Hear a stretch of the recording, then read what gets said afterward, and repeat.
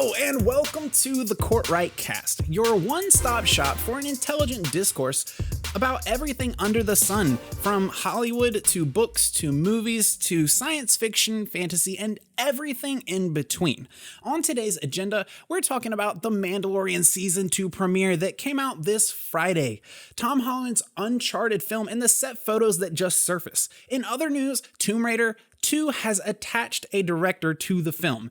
Assassin's Creed has been ordered for a show on Netflix, and Zack Snyder has confirmed that they are doing the reshoots for Justice League's Snyder Cut, and millions have been added to the budget. I am your host, Alex Cortright, and I am joined by my brother, Jonathan Cortright. We're gonna get right into it. So, the Mandalorian Season 2 premiered on Friday on Disney+. Did you have a chance to check it out? I did not. Of course you didn't. I asked you to. It's 55 minutes. It's a long time. That's how long shows are. Last season was 20 minutes. Well, I asked you to watch it because I was excited. I was like, all right, let's see where they go. But I'm not gonna lie, you didn't miss much. Kind of figured. Well, okay. So going into season 2, I mean, we've talked about season 1 on the podcast before. You know, it had a lot of potential, but it kind of fizzled and dropped the ball in a few places. But going into season 2, my thoughts were they got a huge new budget, probably. Like the season 1 did really well. So they probably got a big budget. They've got, you know, the spotlight's on them now. When they did the first season, I feel like it was just like they just kind of were allowing Favreau to do something. They're like, we'll see how it goes. But this season, I'm like, this is a big new thing. It's going to be highly anticipated. There's new actors, cameos. There's lots of rumblings of what's going on set all year round. And I really thought that they were basically going to take all the mistakes from the first season and make it right, make it bigger, better, and attach a storyline that we could all get behind to this season. And I'm not saying that they aren't going to do it at all. I'm not saying they didn't do it at all in this episode. But all of the problems that we had with season 1 are on full display in this new episode. And it's not a bad episode. You can tell it's a little bigger budget. There's more going on. There's more actors. There's more CGI. There's more action in general.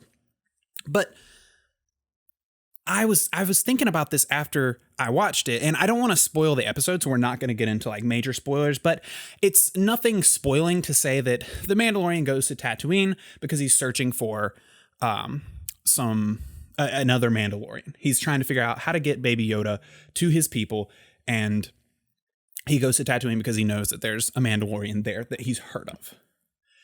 That pretty much just sets in motion another side mission plot, just like every other episode from the first season.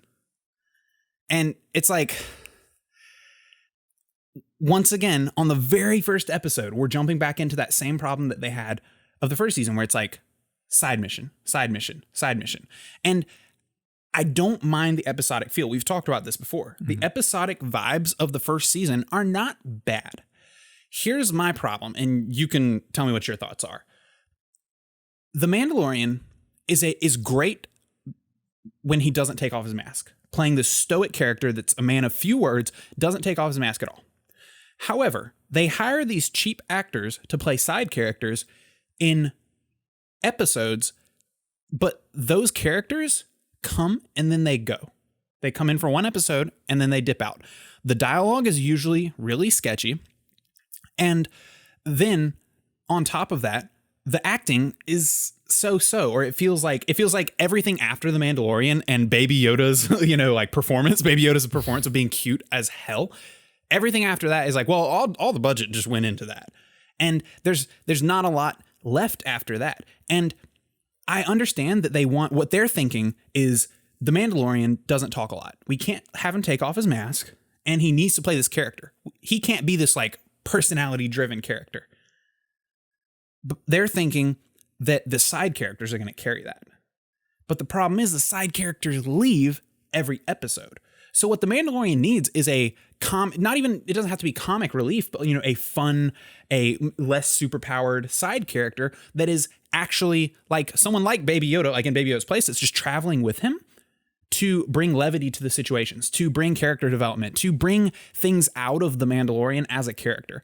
Because not having the characters that they are adding in stay throughout the season makes it seem like we're just wasting time. Like, for example, in this episode, it's not spoiling anything to say that there is another character that he hangs out with and works with for the episode.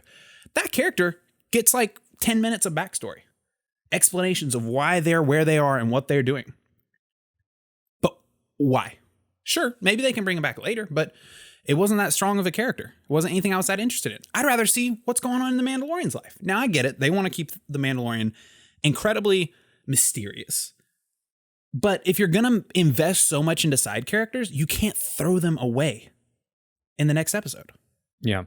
Well, I mean, the Mandalorian, like it's clear that the inspiration for him is the man from No Name, or the man with no name, the Clint Eastwood character from his classic westerns. But I don't think that works in a show form as well, because for the Mandalorian to work after what I saw of the first season, to me, if they're going with the anthology route, they got to have stronger standalone episodes. Like, I'm cool with the anthology style if they're all strong, but anthologies never are. Mm-hmm. But even if it was like 7 out of 10 were strong, I'd be okay with that. But it was more like 50-50. And so you're right, they're going to have side characters that people are interested in and invested in. But like you said, they're gone every episode, and they normally aren't that great. Yeah. But at the same time, they were getting they had Werner Herzog in season 1. They add some good actors, they some have bigger these actors. Surprise people on board. They get Bryce Dallas Howard to direct an episode, but it's like they can't get like a strong cast. Yeah. Well, it's just like, stay. Just give me one extra character and stay the whole season. Just hang out with the Mandalorian, stick with him, build a relationship, build something for the Mandalorian to care about, something for us to care about, because I like the Mandalorian. I don't want you to break the mystique of the never taking off his helmet, not talking much. I don't want you to like turn him into a human, you know? Right. But someone else has to be. And books and movies see that in characters that play that archetype that the Mandalorian plays all the time. You like what's baffling to me is that it's an easy solution. It's a solution that books see and movies see all the time. We watch stories deal with this kind of character well in multiple different ways all the time. Why has the Mandalorian not seen this? They've got millions of people like looking over their shoulders, all the executives in the world, all the screen testing that they could possibly want, probably, and they haven't caught this problem. And this isn't just, us being nitpicky. I've seen this opinion. Like, this is not a novel opinion. I've seen, I haven't seen people suggesting how to fix it, but I've seen people pretty much be like, yeah, the first season had some good episodes, but it fell off. I did hear that the first season, this is why I thought the second season would immediately be better. The first season, I heard that pretty much all of the budget for the season went into episode 1, 3, 7, I believe, and 8. 1 was the first episode. I loved that episode. They nailed it. Great episode across the board. Didn't even feel that high budget, but it was just a great episode. 3, favorite episode of the whole season. That was the one where all the Mandalorians came in to help him fight, and it was a thing. It seemed like it was all set piece related, all the action stuff. Like, that was what the budget was. And then I think 7 and 8 were the last 2 episodes, or some of the last couple ones. The ones where it started getting back, which I know you didn't finish the season, but when it started getting back to the main plot of what's going on with Baby Yoda. And I was like, okay, that makes sense. That's where all the budget went. So anyway, if that's the case, I can accept that. Now that we've got season 2, let's drive it home. Let's ramp it up. And for a first episode, I'm like, man, if I'm like sitting at Disney, like, and I can't even pretend to understand what it's like to be in charge of a project like this, but I'm just thinking like the people like even just overseeing Jon Favreau or Jon Favreau himself, like, you're going, oh, we're going to kill this. What can we do to really just like rip people's attention? To shock them, to excite them. And there is a cameo at the very end and some allusions to a character that has been mentioned. It's not like a secret, but I'm not going to say it here. But they do give that cameo, and clearly that character might play a part in some of the future episodes, and that's interesting. But it wasn't like worth the wait. It wasn't like a cheer moment. It was just like, oh, interesting. And I'm interested to see, we've heard about Ahsoka Tano being in it. I honestly hope she comes in and plays a character, not just gets a cameo.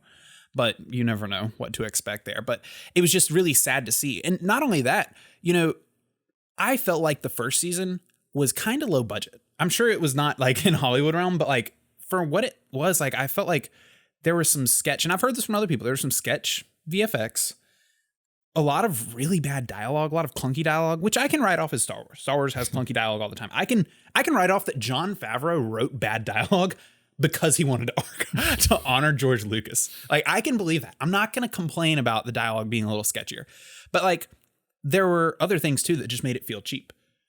But the music and the aesthetics of the Mandalorian himself and the planets and the kind of Star Wars feel, I felt like was really nailed.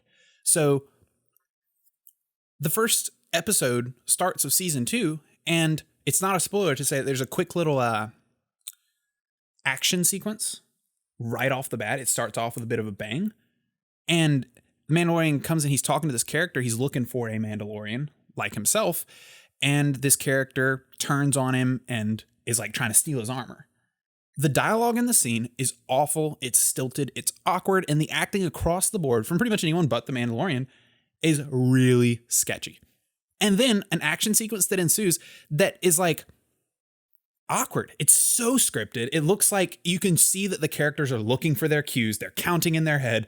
Like it's like a one shot. I don't think it's one full shot, but you know, they're bigger shots. It's not like, I'll admit it's not a Jason Bourne cut action sequence. So there is a little bit of intricacies that the actors have to handle, but it's, you know how you can just tell when it's obvious in an action scene, it's like a hand-to-hand fight sequence is like, and you move now and spin and cut. And you can tell even Pedro Pascal is like thinking in his head. You can just see the deliberation with every move. And it's so not believable. And I'm like, this is Star Wars. This is like one of the biggest properties on the planet. How did this get by? Yeah. Yeah. I had that feeling with the first season a lot, was that it did feel like the fan-made Star Wars short films that you see on YouTube.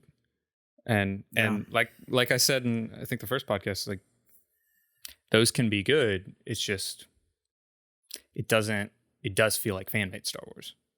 It doesn't feel like real Star Wars to me.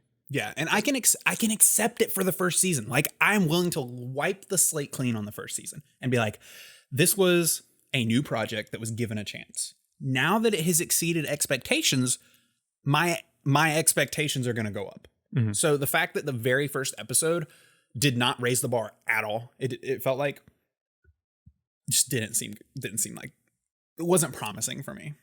So yeah, we'll just have to see where it goes. You know, I'm gonna keep watching. I'm interested to see. I mean, just the fact that like Ahsoka Tano is gonna be in it.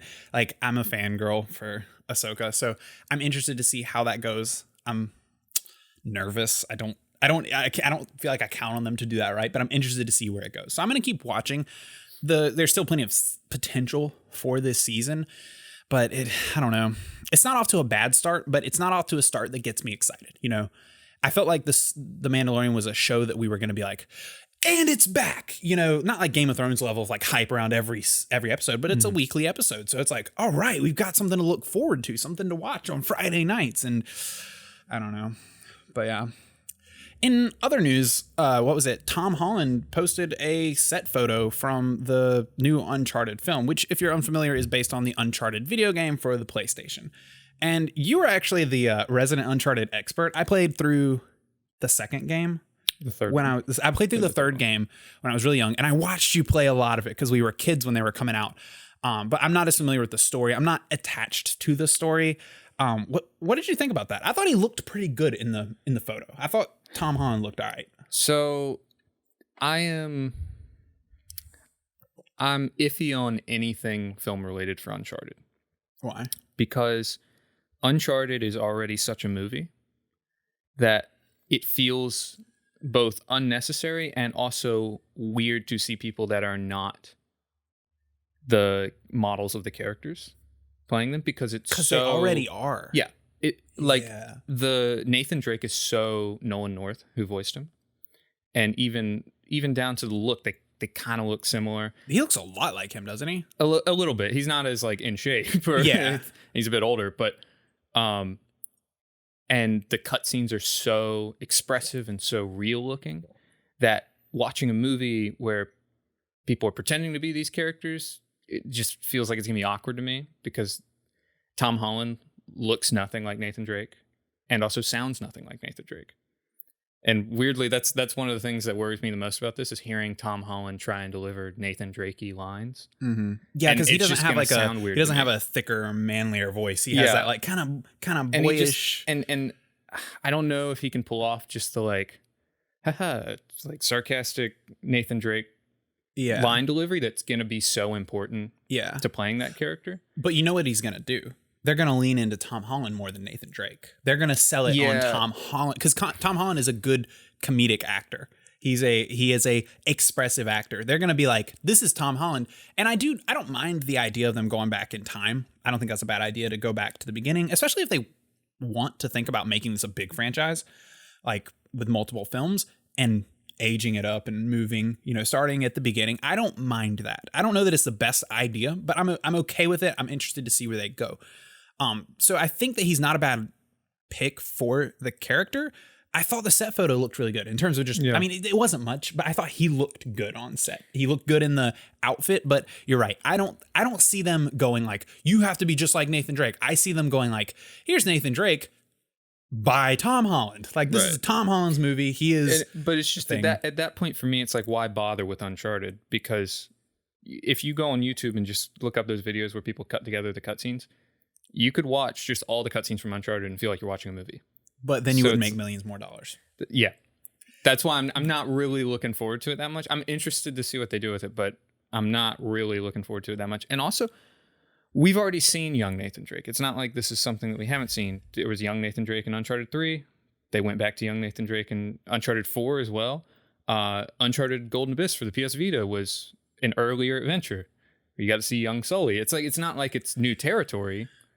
It's just, I don't know. And also they've been trying to get it made for like since the first Uncharted came out. I honestly was unsure if it was attached as Nathan Drake forever. Yeah. And now he's moved to playing Sully, which is I was honestly unsure that it was ever going to happen. I had forgotten about this movie and pretty much just like assumed that it probably wouldn't happen for a very long time until I saw they were actually filming. I had no idea they were actually on set filming. I was like, whoa, someone's serious even about after this. Tom Holland was attached, I still thought it was like in limbo.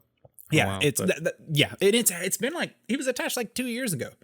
I thought it was going to be kind of like, how the Metal Gear Solid movie has just been, it's like it's got a director, it's got ideas floating around, but it's still in such limbo that no one has a clue where it's going to go. It'll probably be like 5 years before we even get close to that. This Uncharted movie had a release date of 2016 before Tom Holland was attached, back when Mark Wahlberg was attached, like prior to the Sony email leaks.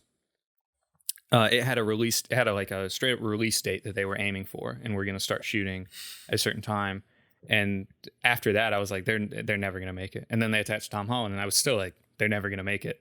Seeing the set photo now, I'm like, okay, I believe it. Yeah. I mean, I'm interested to see where they go, but I think that what you said though about making such a photorealistic, cutscene heavy, personality heavy game into a movie is not a problem of Uncharted. That's a problem of where video games have gone as a whole. Yeah. I think the best movies or the best video games to turn into movies are the ones that don't have much story, that don't have much, maybe not much personality, but they have iconic visuals and ideas and worlds that you can move in and play in. I want you to make a TV show or movie about one that with a lot of potential, like a video game that has a lot of potential. I don't want the ones where the entire script is already laid out for you. Like going back to the Metal Gear Solid movie, which is one that I'm vastly looking forward to and have wanted forever.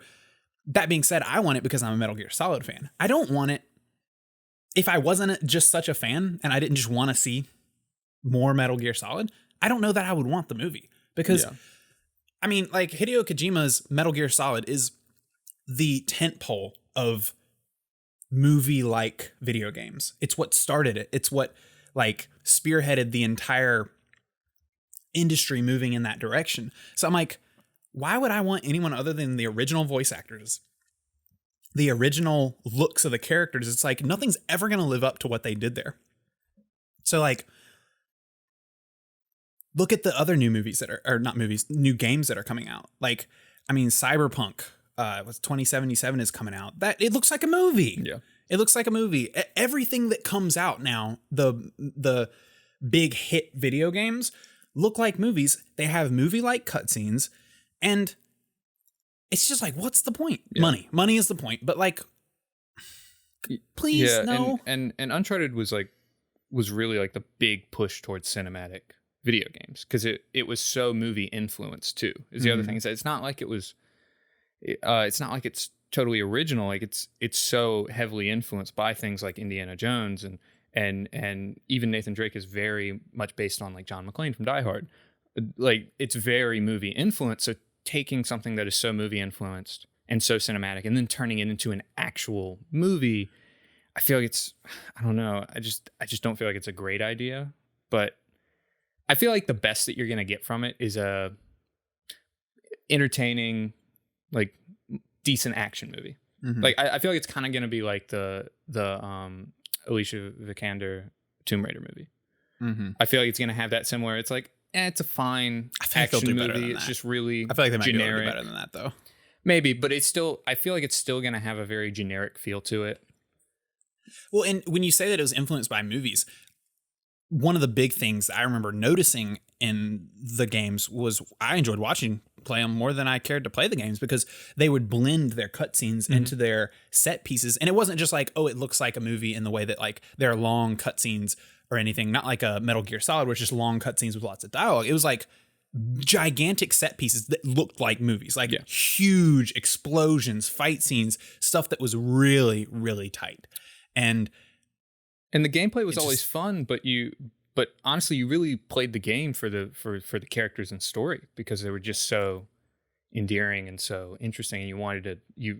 It felt like you were playing through a movie. Yeah, and the gameplay was great, but it was actually the cinematic element that I really loved about it.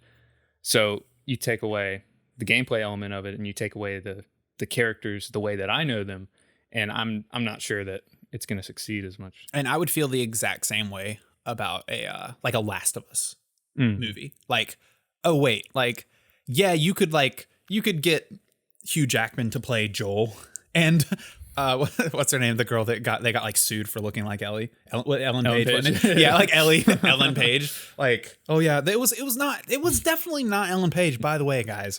But like, you could literally hire both of them, and I'd be like, oh, that looks good.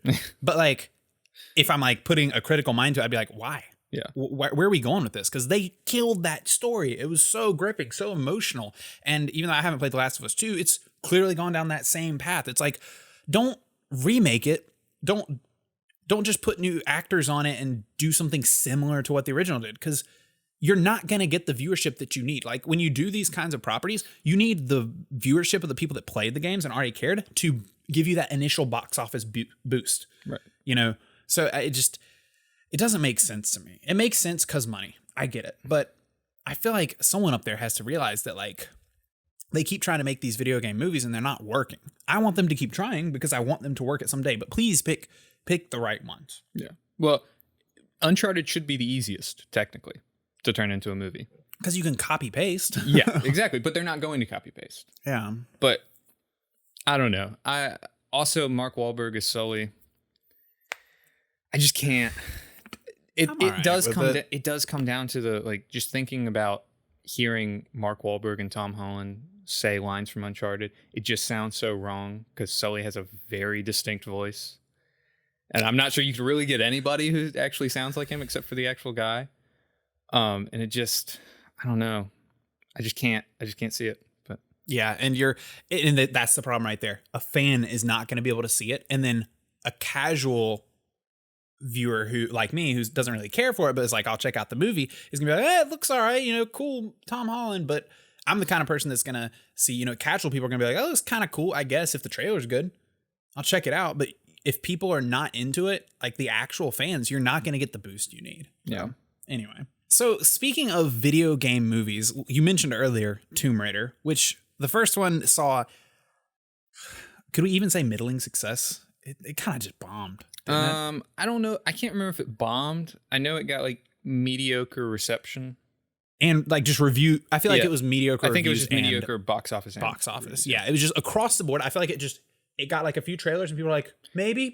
Now no one heard about it again. Of the video game movie adaptations, it is probably one of the best. Probably the best, and that's that's not hard to top. I didn't hate the movie. I recognize right. I recognize a lot of flaws in it, but as just a viewing experience of someone just being like, I want to be entertained by a property that I love, I didn't hate the movie. But that being said, I didn't expect them to make a second one.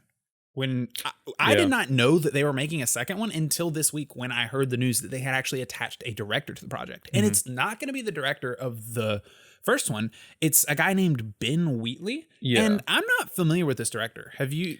I was looking on his IMDb and I didn't recognize any of his movies. So as far as I know about him, I've actually never seen any of his movies, but I am familiar with one movie that he did called Free Fire a few years ago.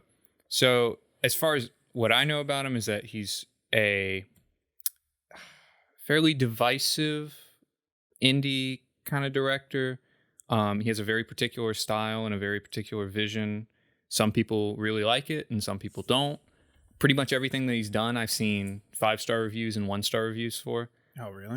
Yeah, he's like he splits people a lot in the way that he does things. He just had a movie come out called Rebecca, which is a remake of a Alfred Hitchcock movie that I really like, and I was actually going to check it out because the trailer looked pretty good. And once again, I think it's at like 50% on Rotten Tomatoes. Some people really liked it, and some people really didn't. He seems to be very divisive, but I don't really know. From what I know about his style, I'm not really sure about how he's going to fit into a Tomb Raider movie. I know visually his movies always look really pretty. They're always very well directed visually. But I've never actually seen one, so I can't really speak to that. So I guess the question is, he's definitely an interesting choice. Do you think that it's a good idea to, but I mean, like, you know, I can't speak to him, but it actually doesn't sound like a bad idea if you're going to try and lift this franchise from the depths of the movie world to pick, you know, to not go with a massive director, but to go with one that is more entrenched in a style, in a cult-like following type of area where there is, you know, like, do you almost want it to be more divisive? Like to really, you want it to lean into something. You don't want it to be middle of the road, like something where they just really lean in. I was actually thinking it may be a good idea because at the very least, the first Tomb Raider movie was very, like, my biggest issue with it was that it was very generic in terms of an action movie. Like it hit every generic action movie beat that you could without any sort of like stylistic flair to offset that. I actually think bringing in a guy like Ben Wheatley, who is both very divisive but also very particular when it comes to how his movies are styled, I actually think that could be what they need. I don't know that it would make it a box office hit though. Yeah, like, I don't think it would make it a hit. I think it would definitely make it a more interesting movie. What would they have to do, honestly? Like to bring, like, at this point, what would they have to do to even bring it from the depths though? Like with the success of the first one, not that many people went out to see it to begin with. Who's going to go out to another one? Well, nobody if theaters aren't open. Well, true. But like, I mean, I'll go see it. I mean, I'm sure it'll like do okay, but I'm like, if they're trying to like turn it into a series again that is going to bring in money, I don't know that just a second movie that's a little better than the first is going to do it. Yeah, I don't think the Tomb Raider property is going to bring in a huge audience at any point in the future. It's just Tomb Raider's in that nostalgia sweet spot where people look back on it really fondly, but also people today aren't super familiar with it. They're familiar with it, but they're not. Those tropes have been done a lot since then too. And also it has become so ingrained in pop culture to the point where like bringing back a Tomb Raider it's like having another Indiana Jones movie. Yeah, the premise does nothing for anyone. It's literally the selling point of Lara Croft. And quite frankly, it's also so similar to Uncharted nowadays. Yeah. Like, and honestly, I love Alicia Vikander. I love her as Tomb Raider. I liked Angelina Jolie as Tomb Raider, despite what anyone thinks about the movies or their success or reviews. But like as a Tomb Raider, I thought she was fine. I thought she did a good job of keeping the character iconic, right? If just to say the least. But for someone to succeed her, I thought that Alicia was a good pick because I really like her. I thought she turned it into a more serious role, a more almost female friendly role. Like she's very strong and hard. It's not. She really had the physicality. They didn't sexualize the role. They made her a really cool and strong, brutal character. But in that movie, one of the things I liked about it was that I liked her performance. I liked her as the character, and I thought she carried what little the movie had to offer. But I liked the fact that they brought in a girl that's small, but also really strong and physical, and then they beat the crap out of her. Like the terrain and the enemies really, like, she just gets destroyed in that movie physically, and she overcomes it. Like there was no like paving the way for her to just be superhuman or super cool, shooting 2 guns, doing the craziest stuff. It was like, no, this girl is like scraping for her life in these insane and like death-defying stunts. And for as believable as they could get, they were pretty believable and something that was gripping and interesting and kept me on the edge of my seat, at least through the action bits of the movie. Now, the movie had plenty of other flaws, obviously, but those elements of the movie I thought were a good choice. So I'm all behind a Tomb Raider 2. I'm actually glad that they're getting another one. I just didn't expect it. I didn't expect them to move on with that. So yeah, I guess we'll see. Like I don't. It also got. I think I didn't actually read the article, but I saw that it got a delay in terms of filming. Do you know when it was originally slated? I don't remember. But I also know that I think Ben Wheatley was attached like months ago. Oh, really? Like I think it's kind of in a weird area where it's not ready to go yet. Yeah. But I don't know. It's possible that it may not happen at this point with just how weird things are with filming and COVID and I could see it not being a high priority for the studio. So we'll see where it goes. So in other video game movie news, that's really just about all we've got going on today. The nerdiest of the nerdy movie news, which that's what we're here for. Science fiction, fantasy, video games. I'm all for it. Assassin's Creed is getting a show on Netflix, an original series. I've heard that they've signed on multiple projects, that there's like an animated series in the works too. And I don't really know, like, I don't really get what the goal there is, but I think it's interesting that they're trying to revive the property so soon after the failure of the movie that came out, because that movie flopped. There was a movie? Yeah, there was an Assassin's Creed movie. That movie like flopped before it even came out. Yeah, so, I remember us trying to go see it, and it wasn't even playing at one of our theaters. Really? Yeah, we had to go to the other theater across town. Oh yeah, I don't remember that happening, but AMC didn't even bother to get the movie. Oh my god. Oh, I remember now. I remember you telling me about it because we were like, we're just gonna go see it, you know. So yeah, like the first movie comes out, does pretty much awfully. I think we can say that it wasn't even just like Tomb Raider level, like horrifically. It was like it did horribly. It got panned by reviews, did bad. It was bad. Can confirm. Watched it. We were there. It was pretty rough. I feel like it's pretty quick to be returning to the franchise. Now, obviously, it might be a few years before we see this show, but I thought it's pretty quick to be coming back. And well, I've not played an Assassin's Creed game since Syndicate, which was a few years ago. I think probably the year that the movie came out. However, I think that there has been a revival in the video games. I think people are liking them a lot more. The video now. games, the new are ones, right people now. are really loving. Like they all have similar names: Odyssey, Origins, and I think the Odyssey, new Viking one. Don't kill me, gamers, but I think Odyssey was the one that really started getting back up. Because isn't there a new one called like Valhalla? Yes, it's like Vikings type stuff. Yeah, people looks are really hyped for it. The trailers, I've seen trailers, I've seen gameplay. I can't speak because I'm not a massive Assassin's Creed franchise fan, but I've followed loosely the franchise. I've seen the games come out, seen what they look like, and I've heard a lot of reception about them. I know the vague stories and what it's about, what's going on. The new games look great. Yeah. I don't even think that that's like just a resurgence. I think they were always doing all right. I think just the new games elevated them. No, they had one.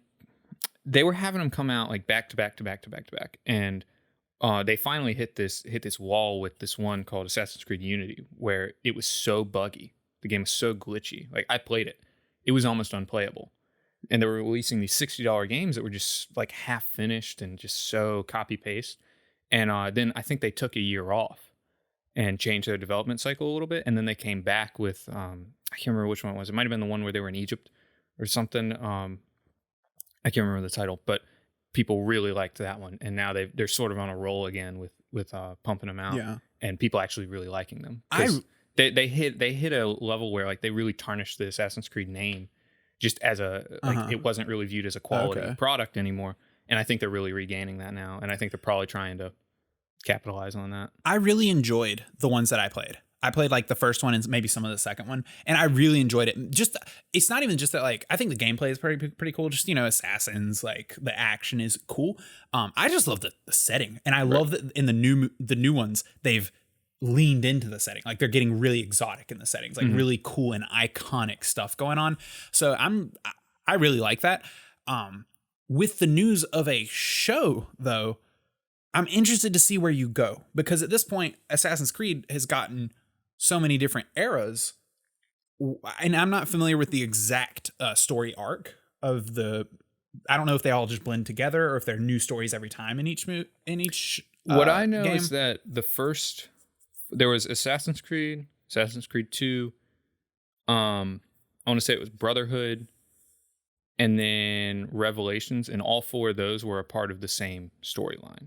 So my question is, are they still attached to the same storylines? Not as far as I know. So I think now they're doing different eras, and that's what I thought. So different. And I like that for the games. I think that's a great idea. But when we're talking about a TV show, where are they going to go in terms of era? And if they choose like to go somewhere like the original series did, like following that character, that storyline, is that a great idea? Is that the idea that we want? I'm not sure that they do that. I think the movie went with the original games. It wasn't the original game storyline, but the original game character, I think, with like the Desmond. I think so. Guy. I remember so little of that movie. I don't think that they're gonna do that again.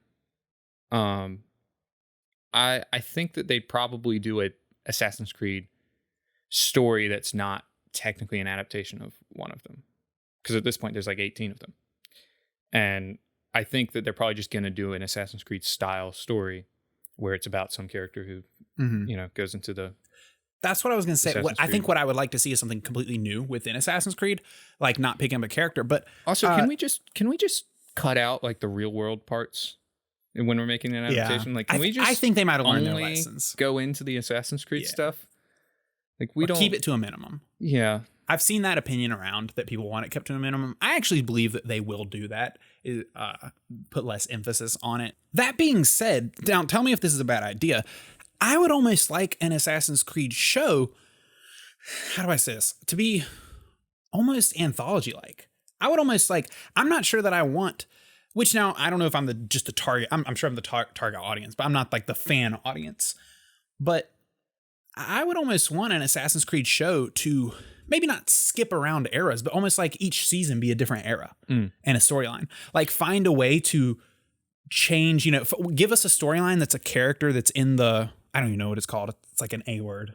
Animus, I think. I think that, yeah. Yeah, I'm so glad that just came to me. I'm not a total like Assassin's Creed noob.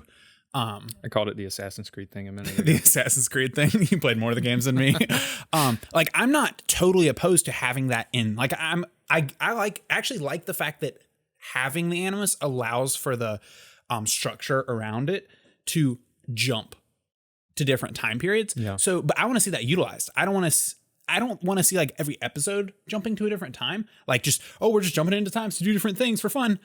Like Mandalorian style, like anthologies, like disconnected stories.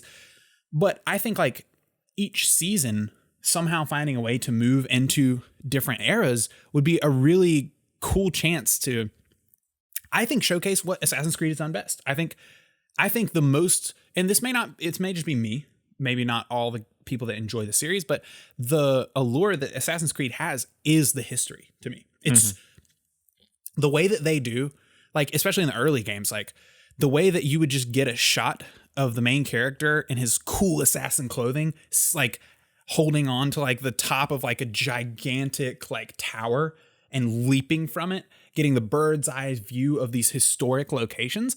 That was what really hooked me. Like, I don't care about the character. Yeah, I like the assassin stuff, cool action, fun fighting type stuff. And I'm sure that you can have good stories with it, but like utilizing, I don't think any other show's done that really. That's the other thing. Like, I don't think any show has done or would have tried to pull off that type of thing. Now, obviously budget's going to come into that, because trying to do like whole new massive civilizations every show, I don't know. It gets into complications. I'm not saying it's like a massive hit or like that's exactly what they should do, but I would like to see them lean into, like, I would like to watch one season where it's like, you know, in the original setting. And then I want to see the Vikings. I want to see the pirate ships. Like, I want to see them all. Like, I don't want them to be like, we're going to do our own thing and just go back to this one era.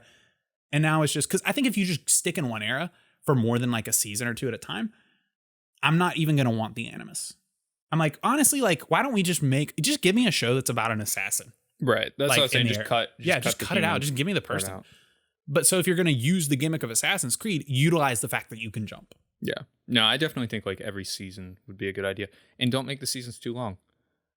Make them like 8 to 10 episodes. Yeah. And then big budget. Give me the whole budget, like in smaller episodes, because I want you to pull off, like, I want Daredevil season 1 level of action choreography, assassin, you know, silent killer type of stuff. Yeah. Like, I don't want it dragged out at all or wasted on things that we don't like. Yeah. But I definitely think that's the way to go. And definitely don't do any of the things that the movie did. Yeah. Not one of them. Yeah. And so, like, Assassin's Creed actually relates to our next topic in that these streaming services are gobbling things up. Zack Snyder, they're doing a Justice League re-release they're calling it the Snyder Cut. It's just, you know, director's cut. You know, there's a lot of complications around that production, but it's HBO Max that has bought it. And, you know, it's one thing for HBO Max to have just bought the cut and be like, oh yeah, we just edited, like, Zack Snyder just edited it the way he wanted to.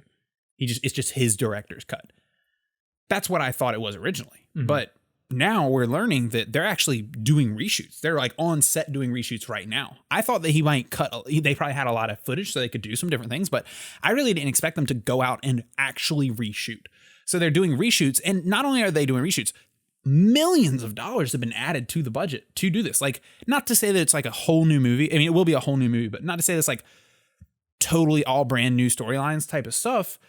But like, this is unprecedented. I don't know how it's not gonna feel like the most like Frankenstein movie. Yeah, where is the direction? Because the original movie felt like it was stitched together. Yeah, and they shot that mostly at the same time. So do you think shooting something like 4 years later? How do you think that they kill a lot of what Joss Whedon did? Just kind of like almost like they said they're not going to use a single frame of what Joss Whedon. Not a single frame. That's what I haven't seen that. Now that might have been one of the rumors. I mean, that's what they need to do. I'm pretty sure if that that's they're not the case, using that's the only way they're going to get the hype. Is be like, you have to give us something that like. Now I think Joss Whedon shot a lot of that movie. Like, I think he shot probably 40% of that movie. I know that they tried to downplay how much he shot of it, but I'd say he shot 40%, maybe more. But so it actually makes sense that if they had 60% of the movie, they could go back and shoot maybe 20 more percent. I don't know. Because they also said that there was like a lot of footage, though, that they also had shot a lot. So there was a movie that came out a few years ago, a couple of years, I can't remember what year it came out. The Snowman, which was an adaptation of with Michael Fassbender. And that movie was absolutely awful. And it was a just dumpster fire when it came to editing. And it was because the director said that they didn't get to finish shooting the movie. He said that they shot about 90% of the movie. And it felt like they shot like 50% of the movie. Because it was just awful. Like, there were clearly just things that were supposed to be there that they would just dub over lines over like a wide shot of cars driving. And you can tell that that's not how the scene was supposed to play out. So you take that thinking like that's how movies are made and edited. How can 4 years down the line you go back and reshoot something and stitch it back into a movie that was already a mess to begin with and make it feel seamless? Now, maybe what they're reshooting is smaller stuff. I'm pretty sure they're doing like a whole new villain and stuff. I just don't know how I don't know. It's going to make me watch it though. That's what I was going to say. If they're going to do this, I think that's how you have to do it. I think you have to go in and say, like, we're going to make this movie right. Now, I don't know if it'll be right because, I'm not like a Snyder fanboy. I'm not interested. Like, if you had told me, like, when I first heard news of even the idea of releasing a Snyder Cut, I was just laughing at the fanboys that were like, release the Snyder Cut. I could believe that I would have rather seen his vision, even if his vision wasn't better than what Joss Whedon could have done with his own movie. Like, I would have rather seen the director that got the job, that had the vision, that had the passion for it, that was ready to do it. You know, I don't even like the idea of having, like, I know this is like, it's an industry, so whoever can get hired for whatever, but like, I don't want to see the guy that does Avengers movie doing Justice League movies. Yeah. Kind of like, I mean, I know, what's his name?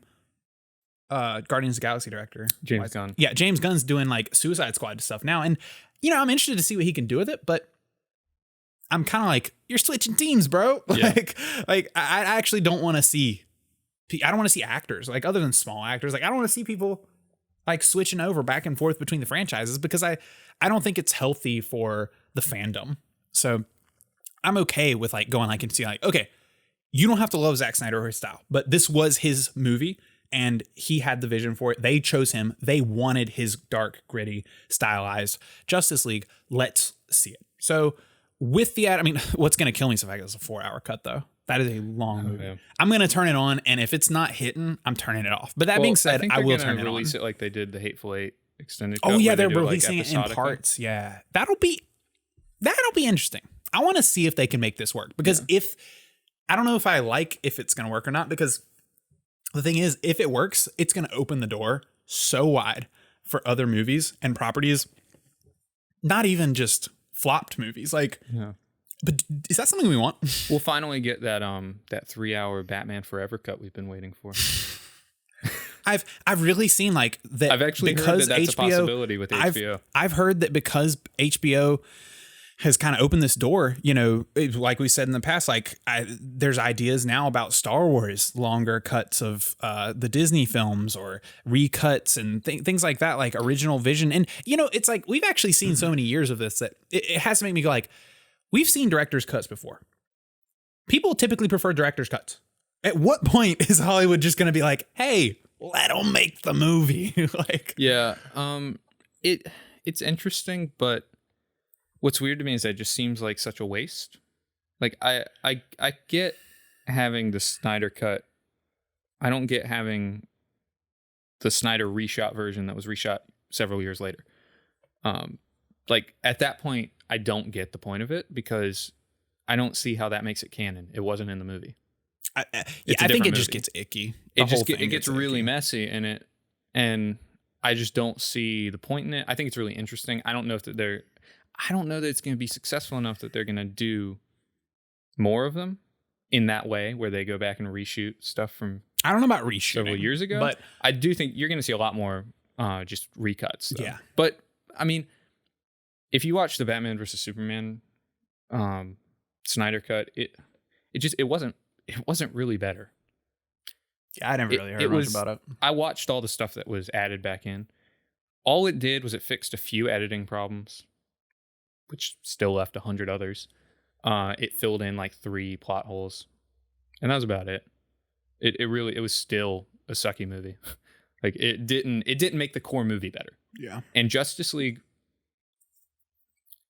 Now, I can't say that like at its core it was bad, but it didn't have a heart that people were like, this had so much potential. I didn't watch it and go like, well, man, if Snyder just would have been able to finish that would have been so much better. I kind of went like, if Snyder would have been able to finish that, I probably still would have disliked it. It may not have felt as like as much of a hybrid movie as it was, but I didn't go like, wow, there was something in there that was going to be really good that just got cut out. I will defend a little bit and say that I think I'm a little more partial to the series and to Snyder and to Justice League than maybe you are.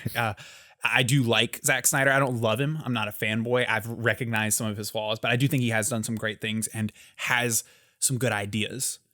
And has a style that can work right if it's checked right, if it's executed right, if he's grown to the director that he can be. So I'm supportive of letting him continue to get chances.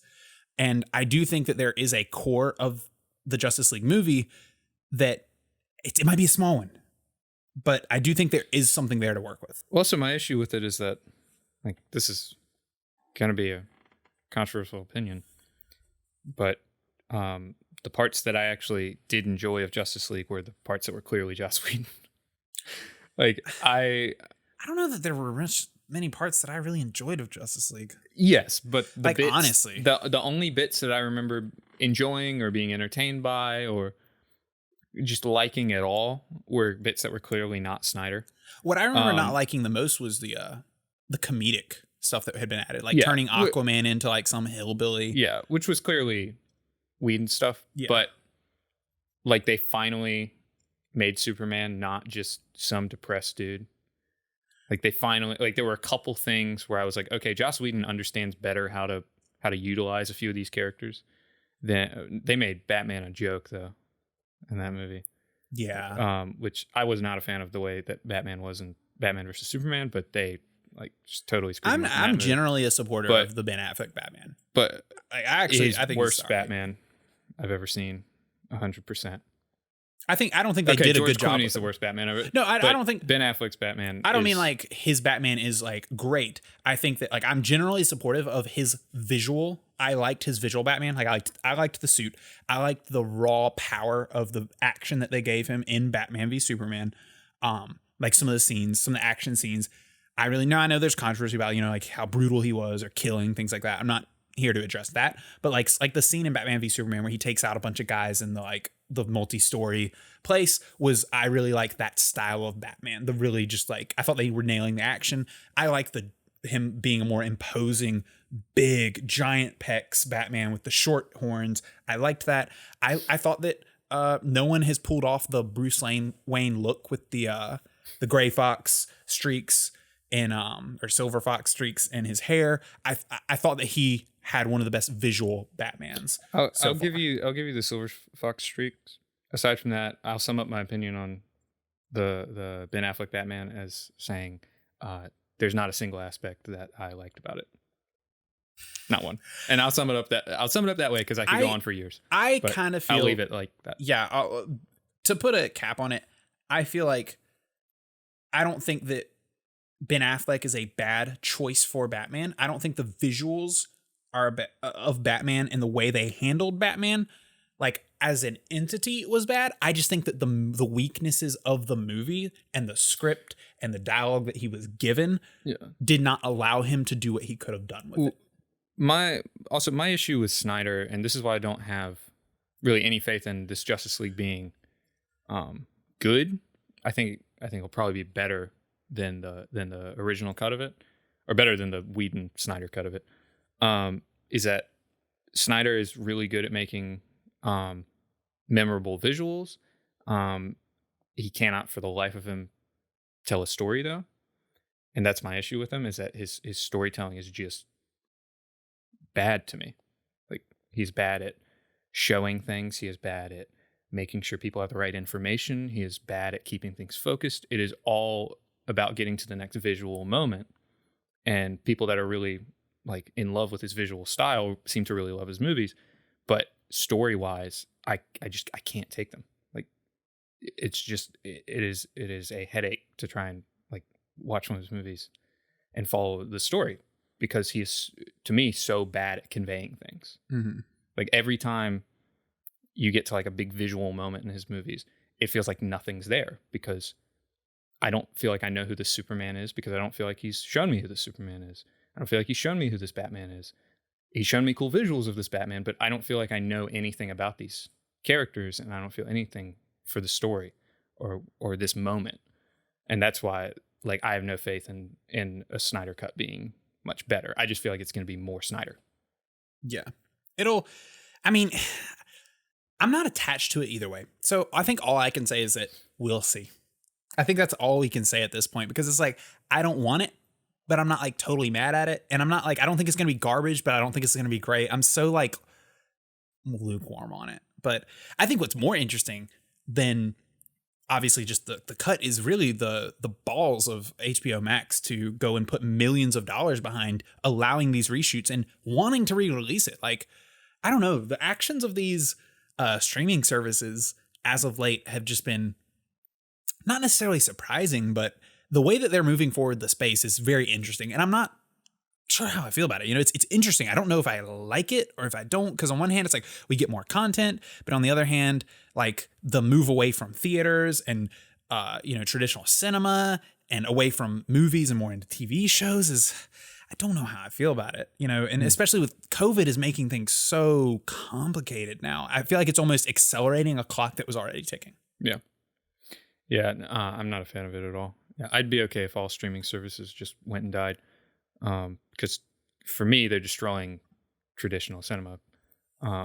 And we are moving more towards TV shows. And even in terms of movies, you're moving more towards TV shows with shared universes and all that.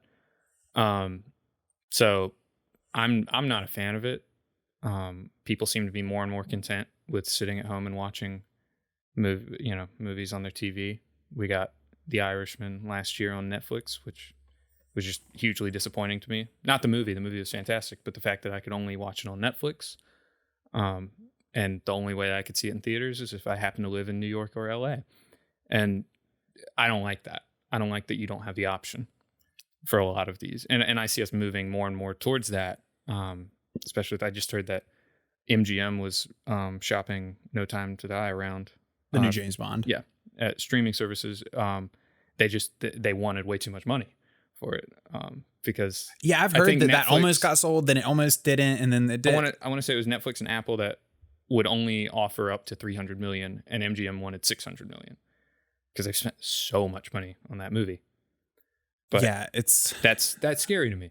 Yeah, it's scary that it could almost go. And for me, it's like I'm actually not like super against these streaming services or TV shows becoming more popular, getting these bigger budgets.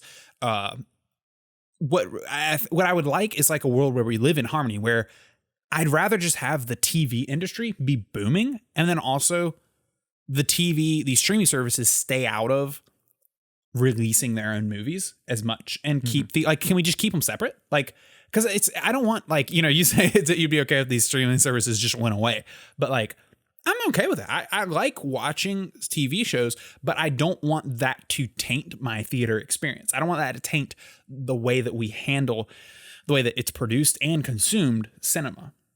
So it's like, is there a way that we can live in harmony? It's like, I don't want James Bond's No Time to Die to come to Netflix by any means. I need to see that movie in theater. Same thing goes for the Denis Villeneuve's Dune movie. Same thing goes for anything that we've been looking forward to that got delayed by COVID.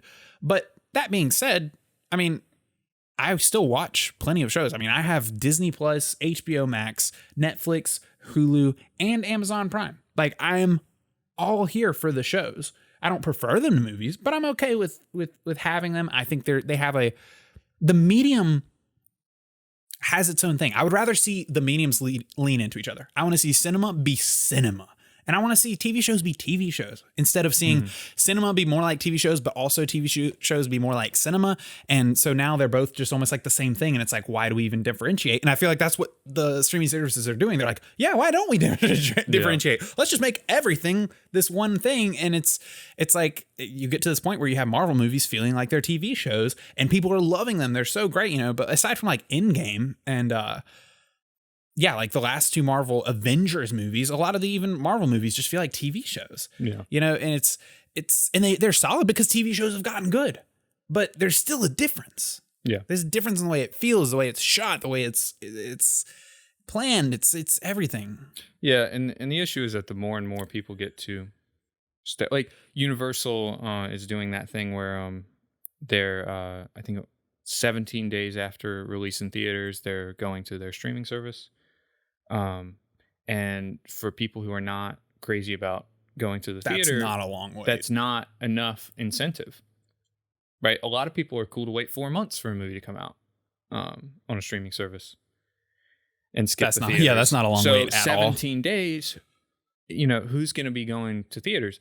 So when you're moving closer and closer to it, and the more and more, it's 17 days for a Universal movie. Well, then it's probably going to be, Disney Plus has their own streaming service. What about when their new movies are now just going straight to Disney Plus, or they're going straight to Disney Plus after a certain amount of time? Then when the revenue is not coming from theaters, then they're going to cut theaters out of it and just go straight to the Disney Plus. Yeah, it's just it's a sad time. I don't know where it goes. I don't know where it ends. I mean, I can see the doom that we're headed towards, but like, I don't really know. I don't know if there's any stopping it. I don't know that anyone's going to stop it. The only possible way to stop it is if more people went to theaters. people showed that there was an interest in theaters, or theaters did something to bring in a bigger I was going audience. to say, what I'm all but for... that's kind of impossible right now when nobody's supposed to gather together. So coronavirus aside, though, what I'm all for is actually, and this is a bit of a gamble, I'm actually in favor of theaters almost being pushed to the brink so that they're forced to innovate. You know, a lot of times these industries don't get to something new until they've been on the, precipice, until they've seen the death and looked it in the eye and realized that they have to do something different. And I think as a lot of industries are moving this way, an industry like theaters needs to move towards a bigger experience. Now, you've seen moves towards that and them being like, we're going to give you pizza and beer now at the theaters and turn it into more of a dining experience. A lot of places have gone to like the reclining chairs and things like that. But those are nice. That's cool. I don't think it's enough. I think there's got to be something that turns theaters into like an artisan experience. Like I almost like, instead of having these massive theaters with hundreds of seats, having a monetized experience that you can serve to smaller amounts of people and finding a way to profit off of that and making it a really fun and exciting experience for the passionate people.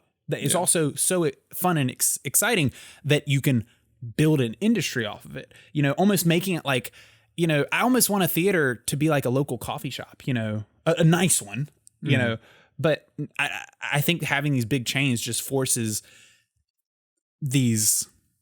shackles onto the industry in a way that I don't think they can survive. Yeah. So like, I think they almost need to face this destruction and see if they can come out. The only problem is I don't know that you can trust the industry to come out on top. Yeah.